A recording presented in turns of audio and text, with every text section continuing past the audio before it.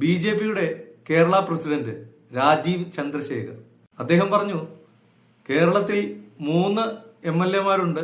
ഈ 102 MLA മാരെയും നിലക്ക് നിർത്താൻ ഞങ്ങൾ 3 പേര് മതിയെന്ന്. അവര് സത്യപ്രതിജ്ഞ ചെയ്ത് അധികാരം ഏൽക്കുന്നതിന് മുമ്പേ പ്രക്ഷോഭം തുടങ്ങിയിരിക്കുകയാണ്. മെയ് 15 മുതൽ KSRTC-യിൽ സ്ത്രീകൾക്ക് സൗജന്യ യാത്ര പ്രഖ്യാപിച്ചതാണ്.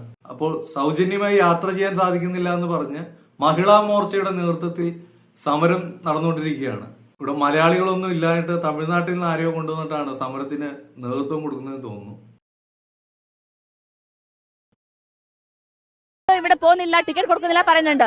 അപ്പൊ അങ്ങനെ ഉണ്ടെങ്കിൽ ഒരു ബസ് പോകണ്ട, നമ്മൾ ഇവിടെ തന്നെ നമുക്ക് നീതി നൽകുന്നിടത്തോളം നമ്മൾ ഇവിടെ തന്നെ ഉണ്ടാവും, സമരം ചെയ്യും. നമ്മൾ വി.ഡി. സതീശനല്ലേ പറഞ്ഞത് മെയ് 15 മുതലായിട്ട് ഫ്രീ സൗജന്യ യാത്ര ചെയ്യാമെന്ന്. സതീശൻ പറഞ്ഞത് കൊണ്ടാണ് നമ്മൾ ഇന്ന് വന്നിട്ടുള്ളത്. അപ്പൊ ഇവിടെ ബസ് ഇവിടെ പോകുന്നില്ല, ടിക്കറ്റ് കൊടുക്കുന്നില്ല പറയുന്നുണ്ട്. അപ്പൊ അങ്ങനെ ഉണ്ടെങ്കിൽ ഒരു ബസ് പോകണ്ട, നമ്മൾ ഇവിടെ തന്നെ നമുക്ക് നീതി നൽകുന്നിടത്തോളം നമ്മൾ ഇവിടെ തന്നെ ഉണ്ടാവും, സമരം ചെയ്യും. നമ്മൾ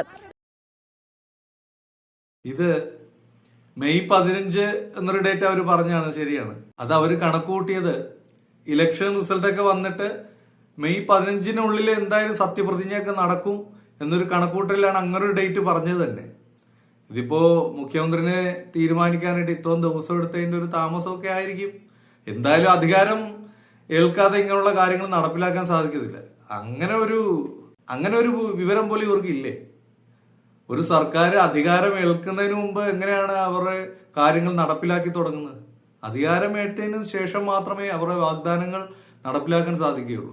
അത് മനസ്സിലാക്കാനുള്ള ബോധം പോലും ഇല്ലാതെ വെറുതെ ഒരു പ്രഹസനം പോലെ ഒരു സമരമായിട്ട് ഇറങ്ങിയിരിക്കുകയാണ്. എന്തായാലും ഈ പുള്ളിക്കാരി കേരളത്തിൽ ഉള്ള അല്ല എന്നുള്ള കാര്യം ഉറപ്പാണ്. കാരണം മലയാളം ശരിക്ക് പറയാൻ പോലും അറിയില്ല. മഹിളാ മോർച്ച നേതാവാണെന്ന് തോന്നുന്നു. ഏതായാലും UDF ഭരണം തുടങ്ങിയില്ലെങ്കിലും BJP സമരം തുടങ്ങിക്കഴിഞ്ഞു.